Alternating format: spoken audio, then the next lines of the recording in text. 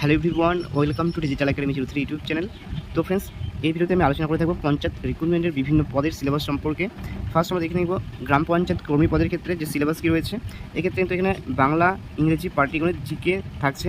এক্ষেত্রে বাংলাতে কিন্তু নম্বর থাকছে 13টি নম্বর থাকছে, ইংরেজি থেকে থাকছে 10 নম্বর, পাটিগণিত থেকে থাকছে 10 নম্বর এবং জিকে থেকে 10 নম্বর থাকছে। টোটাল কিন্তু মোট কোশ্চেন নাম্বার হয়ে থাকবে কিন্তু 43 নম্বরের মধ্যে কিন্তু এক্সামটি কন্ডাক্ট করা হয়ে থাকবে। নেক্সট হচ্ছে গ্রাম পঞ্চায়েত সহায়ক পদের ক্ষেত্রে কিন্তু বলা হয়েছে বাংলা থেকে থাকছে 25 নম্বর, ইংরেজি থেকে থাকছে 25 নম্বর, পাটিগণিত থেকে থাকছে 25 নম্বর, জিকে থেকে থাকছে 10 নম্বর। টোটাল কিন্তু আপনাদের নম্বর বলা হয়েছে 85 নম্বরের মধ্যে পরীক্ষাটি কন্ডাক্ট করা হয়ে থাকবে।